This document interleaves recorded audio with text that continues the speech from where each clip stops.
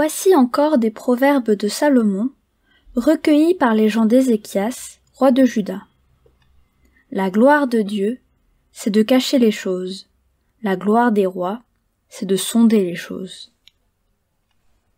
Les cieux dans leur hauteur, la terre dans sa profondeur, et le cœur des rois sont impénétrables.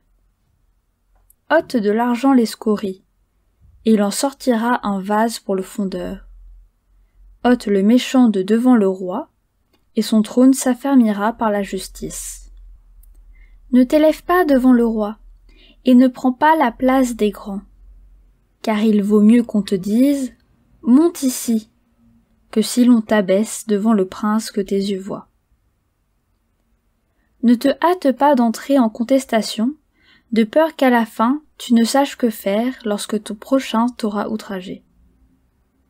Défends ta cause contre ton prochain, mais ne révèle pas le secret d'un autre, de peur qu'en l'apprenant, il ne te couvre de honte et que ta mauvaise renommée ne s'efface pas.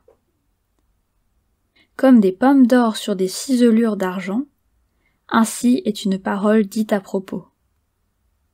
Comme un anneau d'or et une parure d'or fin, ainsi pour une oreille docile et le sage qui réprimande.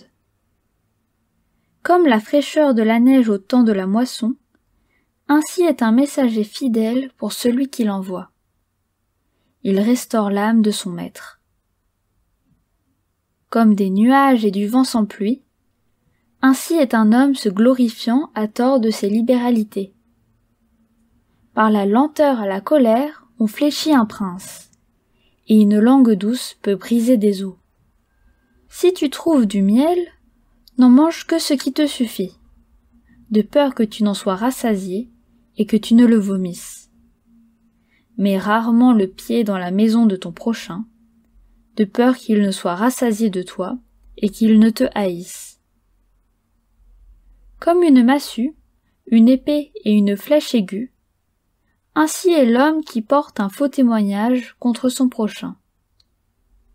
Comme une dent cassée et un pied qui chancelle, ainsi est la confiance en un perfide au jour de la détresse. Ôter son vêtement dans un jour froid, répandre du vinaigre sur du nitre, c'est dire des chansons à un cœur attristé. Si ton ennemi a faim, donne-lui du pain à manger. S'il a soif, donne-lui de l'eau à boire. Car ce sont des charbons ardents que tu amasses sur sa tête, et l'Éternel te récompensera. Le vent du nord enfante la pluie, et la langue mystérieuse un visage irrité.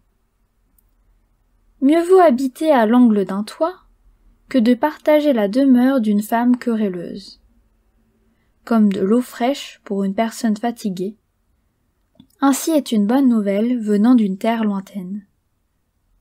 Comme une fontaine troublée et une source corrompue, ainsi est le juste qui chancelle devant le méchant. Il n'est pas bon de manger beaucoup de miel, mais rechercher la gloire des autres est un honneur.